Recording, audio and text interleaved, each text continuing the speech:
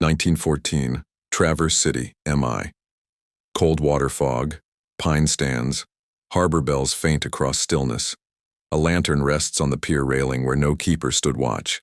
Footprints start at the bicycle and end facing the wrong direction. If no one returned by dawn, who lit the lantern at 3 in the morning? The paperboy's name was Samuel Archer, 14 years old, known for punctuality in a town where punctuality mattered less than kindness. He delivered newspapers to 19 addresses along the waterfront every morning before school. Pedaling a black Schwinn with white-walled tires his father had bought secondhand from a mail carrier in Petoskey.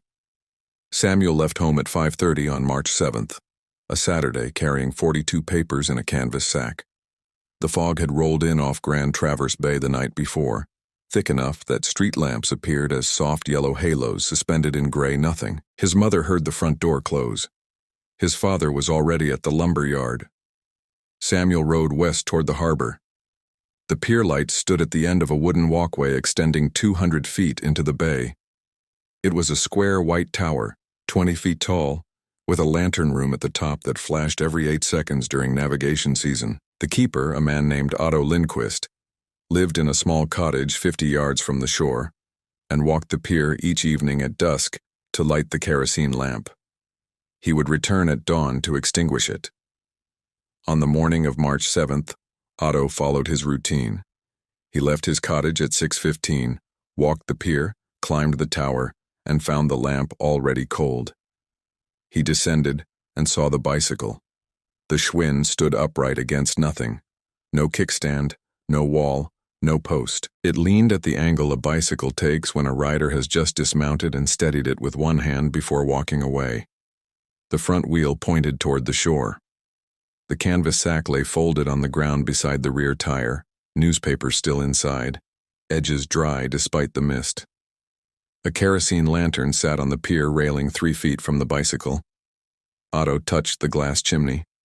It was warm. He looked around. The fog pressed close. He could see perhaps 30 feet in any direction. Water lapped softly against the pilings below. No one answered when he called out.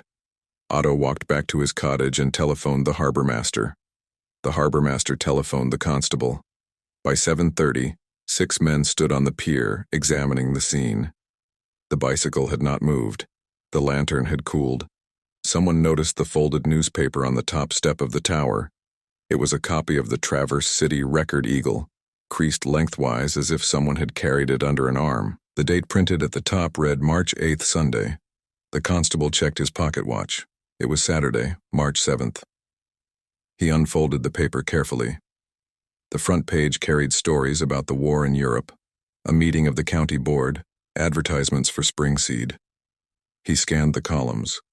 Nothing unusual. He refolded it and handed it to Otto. The footprints appeared when the fog thinned around 8 o'clock. They began at the bicycle, 5 clear impressions in a line heading toward the water. Boot prints, size consistent with a boy Samuel's age. They crossed the pier planks and stopped at the edge where the railing began. The constable knelt and examined them. The 5th print faced backward, heel toward the water, toe pointing inland, as if the person had stood at the edge, then walked in reverse. He looked over the railing. The water below was calm, dark green fading to black. No disturbance. No ripples beyond the gentle movement of the bay itself. The prints on the pier showed no signs of moisture other than normal condensation. No trail led back. Samuel's parents arrived shortly after 8:30. His mother held a handkerchief to her mouth. His father asked the constable what measures were being taken. The constable explained they would search the shoreline and organize a crew to check the water. He asked if Samuel could swim. The father said yes, well enough, though the water in March would be cold enough to stop a strong man in minutes.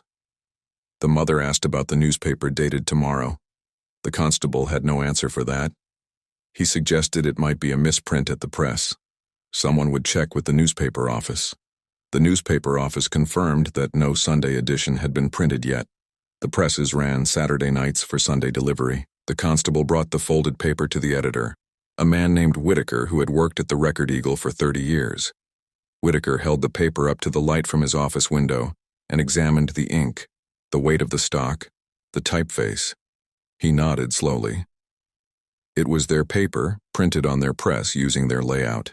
He could identify the specific linotype machine by a slight irregularity in the lowercase letter e. The date was set correctly in the header block. He could offer no explanation for how a Sunday paper existed on Saturday morning. He asked if he could keep it. The constable said no. The search began at 9 o'clock. 12 men walked the shoreline in both directions from the pier, moving slowly through beach grass and scrub pine. They checked under docks, behind boathouses, inside a fish-cleaning shed that smelled of old scales and smoke. They found nothing. The harbor master took a skiff out onto the bay with a long pole, probing the water near the pier. The bottom there was sand and small stones, depth ranging from 8 to 15 feet depending on tide and season. He worked in a grid pattern for 2 hours, feeling for anything that might snag the pole. He found rocks, a length of anchor chain, the rotted planks of an old crate. No body, no clothing, no bicycle parts in the water. By noon, the fog had lifted completely. The sky showed pale blue with high thin clouds moving east. Temperature held in the low 40s. A minister from the Lutheran church arrived and spoke quietly with Samuel's parents. The constable organized a second group to search the woods inland from the harbor. 15 men, including Samuel's father, spread out in a line and walked north through mixed pine and hardwood, calling the boy's name every few minutes. They covered 2 miles before turning back. They found deer tracks, a rusted saw blade, and old bootlegger's cache of empty bottles under a fallen oak. No sign of Samuel. Otto Lindquist sat in the harbor master's office that afternoon and described his morning routine in detail.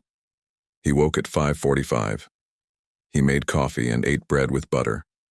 He read a chapter from his Bible, the Book of Job. He dressed in his work coat and boots. He left the cottage at 6:15, the same time he left every morning during navigation season. He walked the pier at a normal pace, not hurrying, not delaying. He climbed the tower and found the lamp cold. He had not lit it the previous evening because the lamp had been burning when he arrived at dusk. He assumed the assistant keeper, a young man named Peterson who sometimes helped with maintenance, had lit it early. Peterson later confirmed he had not been near the pier in 2 days. The constable asked Otto about the lantern on the railing. Otto said it was not his. His lanterns were marked with his initials burned into the wooden base. This lantern had no marking. It was a common style, brass and glass, the type sold in hardware stores throughout the region. The kerosene inside was standard grade. The wick had been trimmed recently. Someone had lit it within the past few hours, let it burn, then set it on the railing. The glass chimney showed no soot buildup, suggesting it had burned cleanly, not starved for air or overfilled with fuel. A properly maintained lantern. People in Traverse City talked that evening in low voices over supper tables and in the corners of taverns. Samuel Archer was a good boy, quiet, reliable. He had no enemies. He did not run away. His parents were decent people, churchgoers, known in the community. His father worked hard. His mother kept a clean house. There was no trouble in that family.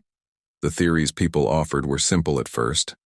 Samuel had slipped on the wet pier and fallen into the water, but the prints showed him walking steadily, no evidence of a stumble. Perhaps he had seen something in the fog, gone to investigate, and gotten disoriented.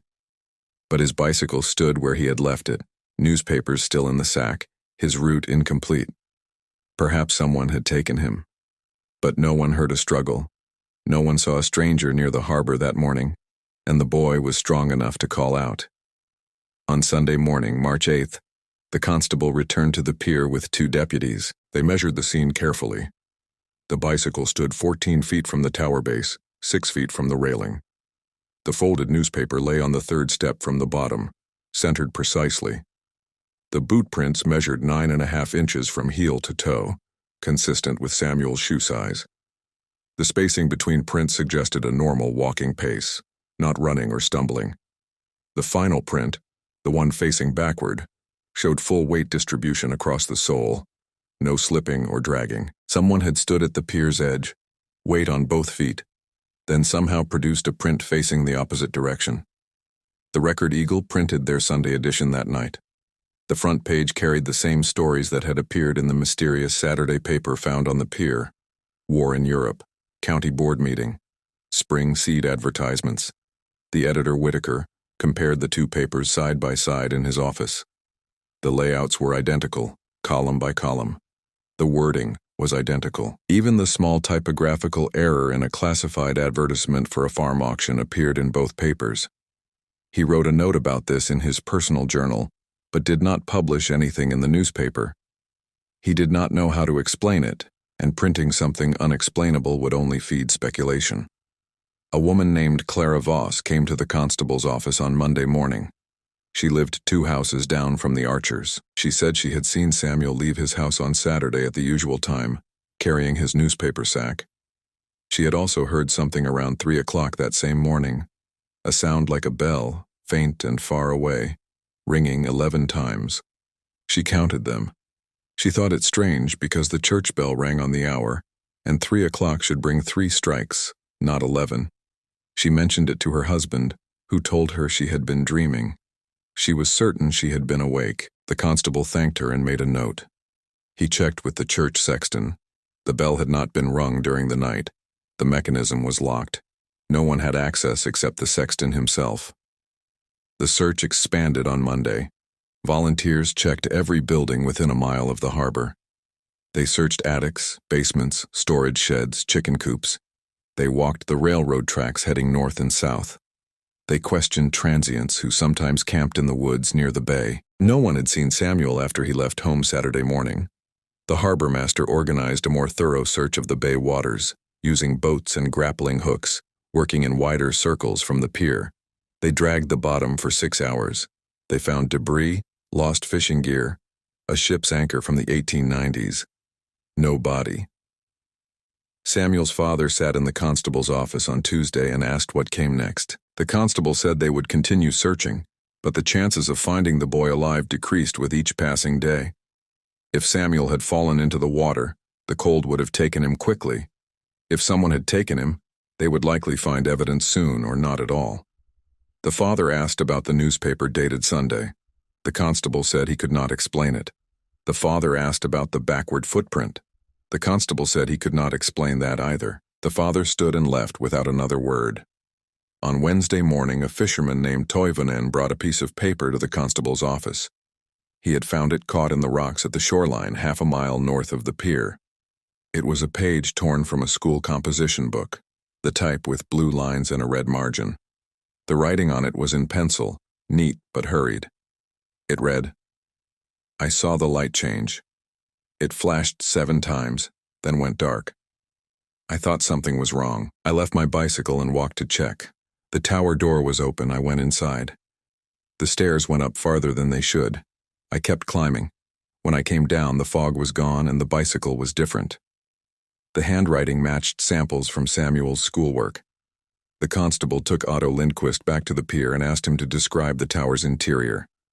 Otto said there were 12 steps from the bottom to the lantern room. The constable counted them. 12 steps, worn smooth in the centers from years of climbing. The door at the bottom locked with a simple latch. Otto kept it locked when he was not tending the lamp. On the morning Samuel disappeared, the door had been closed but not locked. Otto had found it ajar when he arrived. He assumed the wind had pushed it open, though the latch usually held firm unless lifted from inside. Saturday had been 6 days since Samuel vanished. The town held a service at the Lutheran church. 200 people attended. The minister spoke about faith during uncertainty, about trusting in God's plan even when that plan remained hidden. Samuel's mother sat in the front pew and did not cry. She held her hands folded in her lap and stared at the altar cross. After the service, people offered condolences and brought food to the Archer house: casseroles, bread, preserves. The rituals of grief in a small town where everyone knew everyone, and tragedy touched all hearts the same. The constable filed his official report on March 14th, 1 week after the disappearance. He documented the facts: bicycle found upright, lantern warm, newspaper dated 1 day ahead, backward footprint, composition page with unsettling message, no body recovered. He noted the search efforts, the number of volunteers, the area covered. He listed possible explanations: accidental drowning with body carried away by current, Abduction by person unknown. Voluntary disappearance. He noted inconsistencies. The positioned bicycle, the dated newspaper, the impossible footprint, the tower stairs that supposedly went up farther than they should. He concluded the case remained open, pending new evidence. He did not mention his own doubts, the feeling that something about the pier and the tower did not align with the world he understood. Otto Lindquist began keeping a different kind of log after that week, not the official keeper's log required by the lighthouse service, but a personal journal where he recorded observations that did not fit within standard reporting. He noted that on March 14th, the lamp in the tower burned for 9 hours instead of the usual 12, though he had filled it with the same amount of kerosene. He noted that on March 16th, the flash sequence changed from 8 seconds to 7 seconds for a period of 40 minutes, then returned to 8. He noted that on March 19th, he found a marble on the 4th step inside the tower, blue glass with white swirls, the kind children played with in schoolyards. He had swept the tower interior 2 days prior. No one else had entered. He kept the marble. The bay ice broke up earlier than usual that spring. By the end of March, the water was clear enough for shipping traffic to resume. Boats moved through the channel, captains watching for floating debris and shallow rocks. None of them reported seeing anything unusual near the pier. The constable questioned harbor workers and boat crews. Had anyone noticed lights where no lights should be? Had anyone heard bells ringing at odd hours? Had anyone seen a boy matching Samuel's description in any of the vessels docked along the waterfront? The answers were uniform. Nothing out of the ordinary. One captain mentioned that the pier light seemed brighter than he remembered, but he had not sailed these waters in 3 years, so perhaps his memory was unreliable. In early April, a logger named Hakala was walking the beach north of town when he found a boot.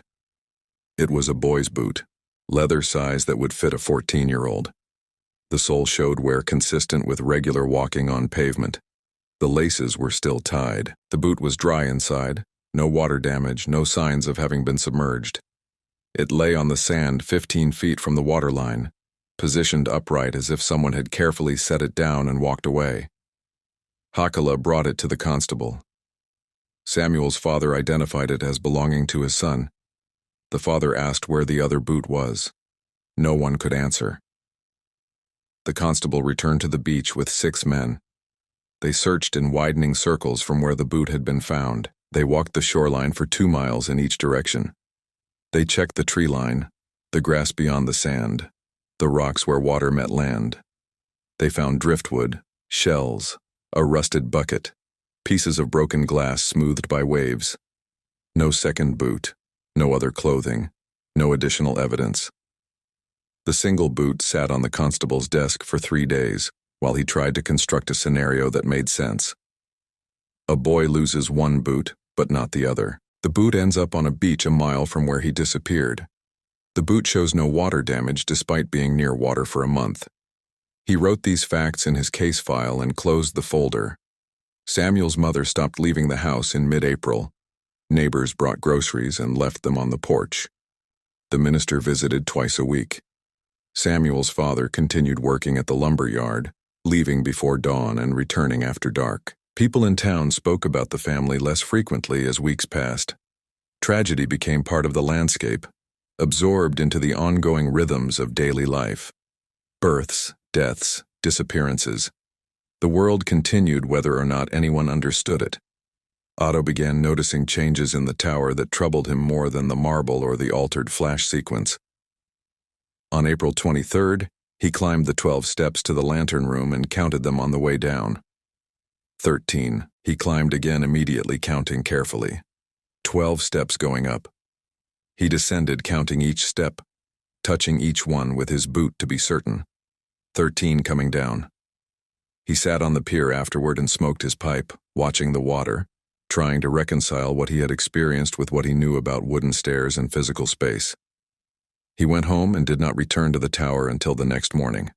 The next morning, April 24th, he counted 12 steps both ways. He made a mark on his log. Stairs returned to normal. He did not know what normal meant anymore, but he used the word because he needed some anchor in language that would hold. He checked the lamp, refilled the kerosene reservoir, trimmed the wick, cleaned the glass panels. Everything functioned as designed. He descended and found another marble on the bottom step. Green glass this time, solid color, no swirls. He put it in his pocket next to the blue one. A traveling salesman passed through Traverse City in early May selling photographic services. He set up a temporary studio in a room above the drugstore and took portraits of families, children, shop owners who wanted pictures for advertisements. He also took landscape photographs, views of the bay, the harbor, the pier. He developed the plates in a makeshift darkroom using chemicals he carried in his wagon. One photograph showed the pier at sunset, the tower silhouetted against orange sky. When he examined the developed image, he noticed something odd. A figure stood at the base of the tower, small and indistinct but visible. He had not seen anyone there when he took the photograph. He assumed it was a flaw in the plate or a double exposure. He showed it to a few customers. Someone mentioned the missing Paperboy. The salesman packed his equipment and left town 2 days earlier than planned. In June, the constable received a letter from the state police. They had reviewed his report on the Archer case and found it thorough but inconclusive. They recommended closing the case as an unexplained disappearance, likely accidental drowning with body unrecovered. They noted that the dated newspaper and the backward footprint were anomalies but insufficient to warrant continued investigation without new physical evidence. The constable filed the letter and kept the case open in his personal records. He could not explain why he felt the need to do this. Perhaps it was the boot. Perhaps it was the composition page with its message about stairs that went farther than they should. Perhaps it was simply the wrongness of the whole event, the feeling that something had occurred outside normal categories of understanding. Summer brought tourists to Traverse City. People came for the cherries, the clean air, the cool waters of the bay. They walked the pier and admired the lighthouse. Children ran along the planks and leaned over the railing to watch fish swimming in the shallows below. Parents took photographs. No one mentioned Samuel Archer unless they were locals, and even then, only in passing. The story had settled into local lore, another sad mystery in a world full of sad mysteries. Otto kept his journal and collected marbles. By August, he had 11 of them, different colors, different sizes, all found inside the tower on steps he had swept clean the day before. On September 3rd, 5 months after Samuel disappeared, Otto found a newspaper on the tower steps. It was folded lengthwise, the same way the first one had been. The date read September 4th, tomorrow. Otto sat on the step and unfolded it carefully. The Record Eagle, Standard Sunday edition. He scanned the front page. Stories about the war, which had been dragging on for months. A notice about a county fair. Advertisements for fall harvest supplies. He read through the entire paper, checking every page, every column. On page 6 in the local news section, he found a small article. Lighthouse keeper reports unusual findings. The article described how Otto Lindquist of the Traverse City Pier Light had been documenting strange occurrences at the tower since March, including an inconsistent stair count and objects appearing overnight. The article quoted him saying he believed something about the tower existed outside normal physical laws. Otto had never spoken to any reporter. He had never mentioned his journal to anyone except his wife, who told him to stop dwelling on impossible things. Otto did not go to the newspaper office. He kept the paper and waited. The next day, September 4th, the Record Eagle printed their Sunday edition. He bought a copy at the drugstore and compared it to the one he had found. Identical. Every story, every word, every advertisement, including the article about him on page 6. He folded both papers together and put them in a drawer at home. His wife asked what he was doing. He said he was keeping records. She said records of what? He said he did not know yet. The constable came to see Otto in late September. Someone had reported seeing a light in the tower at unusual hours, flashing patterns that did not match the standard navigation sequence. The constable asked if Otto had been experimenting with the lamp. Otto said no. The constable asked if anyone else had access to the tower. Otto said no. The lock was secure. Only he had the key. The constable walked the pier with Otto and examined the tower door. No signs of forced entry. No scratches on the lock. They climbed the stairs together. 12 steps. The lantern room appeared normal. Kerosene reservoir 3/4 full. Wick trimmed. glass clean.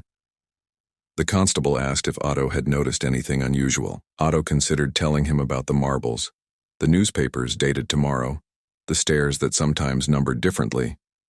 He decided against it. He said everything seemed fine. After the constable left, Otto sat in the lantern room and looked out over the bay. The water was dark blue, almost black where it deepened beyond the harbor. A few sailboats moved slowly in light wind. The town spread along the shore, houses and churches and shops arranged in neat streets. Everything looked ordinary from this height. Everything looked as it should. He turned and examined the lantern mechanism. Brass and glass, gears and weights, simple mechanics that functioned the same way they had functioned for 30 years. He checked the logbook kept in a metal box on the shelf. His handwriting filled the pages. Dates, times, weather conditions, maintenance notes. All standard entries. Nothing about marbles or impossible stairs or newspapers from the future. He closed the book and descended. October brought cold winds off the lake. Leaves turned yellow and red in the hills beyond town. Boats came in earlier each evening as daylight shortened.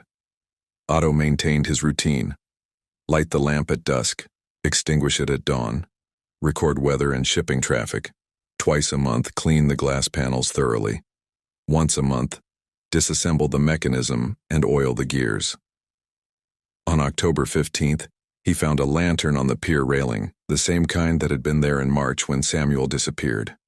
Brass and glass, kerosene inside, wick recently trimmed. Warm to the touch, as if it had been burning minutes before. Otto looked around. No one on the pier. No boats nearby. No footprints on the wet planks except his own. He picked up the lantern and carried it to his cottage. He set it on his workbench next to the first one, which he had kept. 2 identical lanterns. No markings, no way to know who had made them or why they kept appearing. That night, Otto heard the bell, 11 strikes just as Clara Voss had described back in March. He sat up in bed and counted each one. His wife slept beside him, breathing steadily. He got dressed and walked to the church. The sexton lived in a house next to the church building. Otto knocked on his door. The sexton answered in his nightshirt, holding a lamp. Otto asked if he had rung the bell. The sexton said no. Otto asked if anyone else had access. The sexton said no. They walked to the church together. The bell hung silent in its tower. The rope hung straight down, no movement. The sexton examined the bell carefully. No signs of recent ringing. The clapper rested against the bell's side unmoved. They returned to their homes without speaking further. November brought the first snow. Light flurries that melted on contact with the ground. The bay remained open, but ice was forming in the shallows near the shore. Otto's wife died suddenly on November 8th. Her heart, the doctor said. She was 53 years old. Otto buried her in the Lutheran cemetery on a gray afternoon with 20 people in attendance. After the funeral, he returned to his cottage alone. He sat at the kitchen table and looked at the objects he had collected. 11 marbles in a glass jar. 2 newspapers dated one day ahead of publication. 2 identical lanterns. Samuel's composition page describing stairs that went farther than they should. He arranged these items in a row and tried to see a pattern. The pattern he saw was impossible. Objects appearing before their time. Space behaving inconsistently. Physical laws becoming suggestions rather than rules. He thought about the tower. 12 steps most days. 13 on one occasion. A door that opened from inside when no one was inside. A lamp that changed its flash sequence without human adjustment. A bell that rang itself. He thought about Samuel riding his bicycle through fog toward the pier, seeing something wrong with the light, stopping to investigate, climbing stairs that led somewhere other than the lantern room. He thought about tomorrow's newspaper appearing today. He thought about walking toward water and leaving footprints that faced backward. In December, the bay froze solid enough for ice fishing. Men drilled holes and set up shanties, small wooden structures heated with stoves where they could sit in relative comfort and wait for pike or whitefish to bite. Otto walked out onto the ice one afternoon and stood where the pier would be beneath him. The tower was visible on shore 50 yards away. He tried to imagine what Samuel had seen that foggy morning. The flash sequence wrong, the door ajar, the stairs leading up. He closed his eyes and pictured the geometry of it. A tower 20 feet tall with 12 steps should create a certain vertical space. If the steps went farther than they should, the vertical space would exceed the physical structure.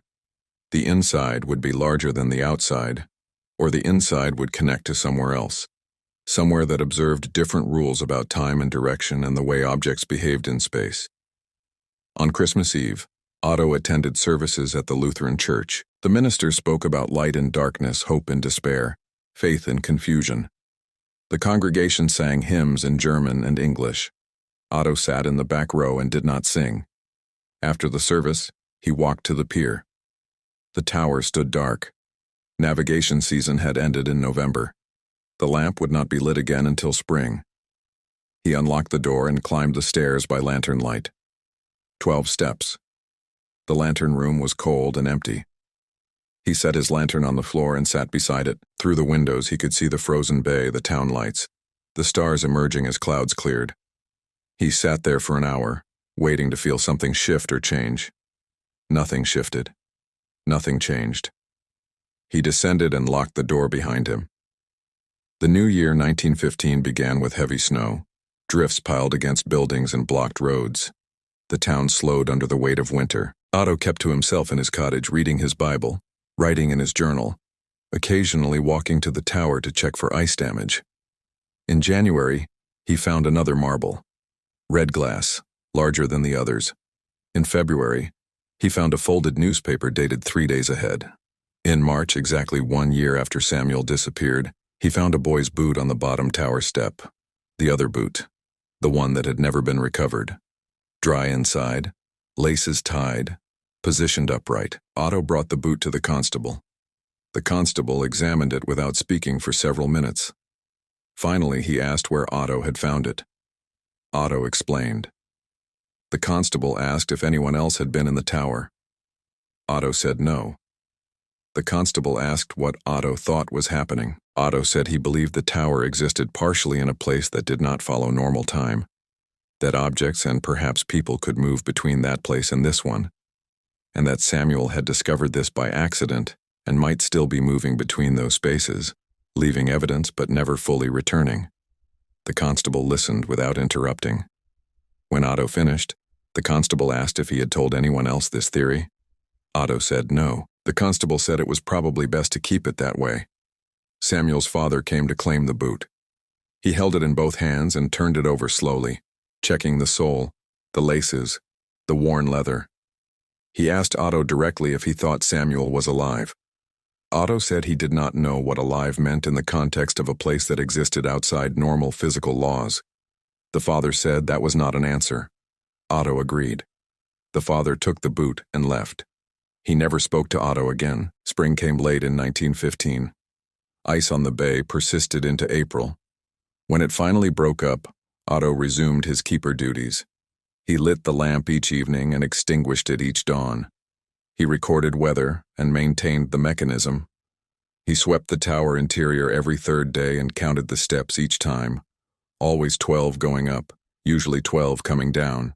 Twice in April, 13. Once in May, 11. He stopped recording these discrepancies in the official log. He kept them in his personal journal, which was filling rapidly with observations that had no place in any official record. In June, a new constable was appointed.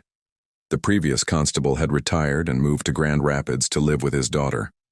The new constable was younger, more interested in efficiency than mystery. He reviewed old case files and recommended closing several that had no clear resolution. The Samuel Archer case was among them. Samuel's parents had moved away in March. The father found work in Detroit. The mother could not bear to stay in the house where her son had lived. The new constable saw no reason to keep the case active. He signed the closure paperwork and filed it with the county. Otto learned about this from the harbor master. He made no comment. That summer, Otto began leaving objects of his own in the tower. Small things. A pocket watch that had belonged to his wife. A coin from Sweden where he was born. A photograph of himself as a young man. He placed these items on different steps and checked them each morning. Sometimes they moved. The pocket watch appeared on a higher step. The coin vanished for 3 days and reappeared in the lantern room. The photograph turned face down. He did not know if Samuel was moving these objects or if something else was, but the movement suggested intelligence, intention, response. On August 10th, Otto found a composition page on the bottom tower step. The handwriting was Samuel's. The message read, "I have been walking for a long time. The stairs never end the same way twice. Sometimes they lead to the lantern room. Sometimes they lead to places that look like the pier, but are not the pier. I saw my bicycle standing where I left it, but when I reached for it, my hand passed through. I think I am between things.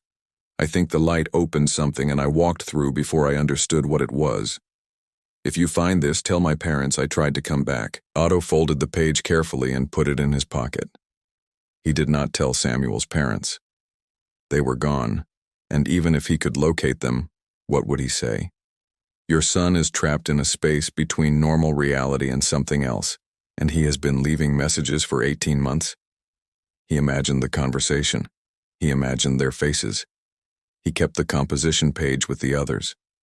September brought harvest and cooler nights. Otto continued his routine, continued his journal, continued placing objects in the tower and checking them. In October, he found the lantern again. Same position on the railing, same warmth, same absence of explanation. He carried it to his cottage and set it with the others. 3 lanterns now. He lit them one evening and placed them in the windows of his cottage. They burned with steady yellow flames, and he sat at his table watching them until the kerosene ran low, and the flames guttered and went out. Winter came early that year. By November, the bay was frozen and navigation season ended. Otto banked the lamp and covered the glass panels with canvas to protect them from ice. He did not stop visiting the tower. He climbed the stairs twice a week, counting them, checking for objects, leaving small items, and seeing if they moved. In December, he found a marble that was not glass, it was stone, smooth and white, cold to the touch. He had never seen a stone marble before. He added it to his collection. The war in Europe continued. Men from Traverse City enlisted and left for training camps. The newspaper carried casualty lists and stories about battles in France. Otto read these reports and thought about different kinds of disappearance. Men who died in trenches and were never recovered. Men who were listed as missing, their fates unknown. Men who walked into smoke and gas and did not walk out. He wondered if the space where Samuel existed was any more incomprehensible than the space where those men died. Both were places where normal laws broke down, and human beings became something other than what they had been. On March 7, 1916, 2 years after Samuel disappeared, Otto sat in the lantern room with his journal and wrote a summary of everything he had observed. The marbles, the newspapers, the lanterns, the stairs that counted differently, the composition pages, the boots, the bell that rang itself. He wrote about his theory that the tower existed partially in another space, that Samuel had discovered this and become trapped between locations. That evidence of his continued existence kept appearing, but the boy himself could not fully return. He wrote about the impossibility of explaining this to anyone who had not experienced it directly. He wrote about the loneliness of being the only witness to something that defied all conventional understanding. He closed the journal and descended the stairs. 12 going down. That night, the bell rang again. 11 strikes. Otto stood in his cottage and counted each one. He put on his coat and walked to the pier. The tower door stood open. He had locked it at sunset. He climbed the stairs without his lantern, counting by touch in the darkness. 12 steps up. He opened the lantern room door. A boy stood at the window, back turned, looking out at the frozen bay. Otto could see through him. Starlight visible through his chest and shoulders, a faint transparency that made him seem more like the idea of a boy than an actual boy. The figure did not turn. Otto whispered Samuel's name. The figure remained still. Otto reached out his hand. Before his fingers made contact, the figure faded, became thinner, became nothing.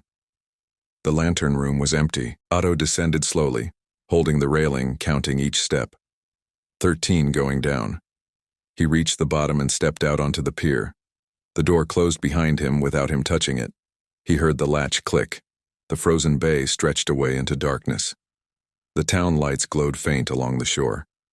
He stood there for a long time, cold seeping through his coat, his breath forming clouds in the winter air. Finally, he walked back to his cottage and added a new entry to his journal.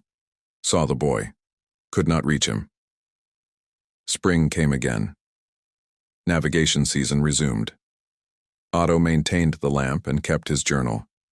He collected objects that appeared and left objects that sometimes disappeared. He counted stairs that refused to stay consistent. He lived with the knowledge that something existed beyond the normal boundaries of space and time, and that Samuel Archer was somewhere within that something, appearing and vanishing like light through water. The case files were closed. The parents were gone. The town had moved on. Only Otto remained to witness what the tower continued to reveal, one impossible piece at a time. Years passed, the war ended, the world changed, Traverse City grew, new buildings rose along the waterfront, motor cars replaced horses, telephone lines connected houses. Otto kept the lamp burning through all of it, climbing the stairs, counting them, finding marbles and messages, seeing the transparent figure of a boy who could not quite return. In 1923, Otto retired. A new keeper took over the pier light. Otto gave him the official log and the maintenance schedule. He did not give him the personal journal. He did not mention the stairs or the marbles or the messages. He moved to a small house inland from the bay and lived quietly until he died in 1931, at the age of 72. After his death, his nephew found the journal and the collected objects in a trunk. The nephew read the journal but did not understand it. He assumed his uncle had grown confused in his later years, perhaps affected by the loneliness of the keeper's life. He donated the trunk to the County Historical Society. The journal was filed in the archives where it remained for decades, read by occasional researchers but never studied in detail. The marbles were displayed briefly in a local history exhibit, then returned to storage. The composition pages were noted as items related to the Samuel Archer disappearance, but were not analyzed further. The tower still stands at the end of the pier. Navigation season still brings the light. The stairs number 12 or sometimes 13 or sometimes 11, depending on which direction you count and what day you climb them. Objects still appear on the steps occasionally. A marble, a folded paper, a lantern that feels warm to the touch, and sometimes on foggy mornings in March when light diffuses through moisture and the bay lies quiet, people walking the pier report seeing a bicycle standing upright against nothing, newspapers folded in a canvas sack, and a faint shadow near the tower base that looks like a boy, or the memory of a boy or the possibility of a boy who never quite made it home. What happened to Samuel Archer in those moments between the pier and the light? Between riding his bicycle and leaving behind evidence that defied explanation? Can you trust what disappears when the rules themselves dissolve? Subscribe so you don't miss the next story.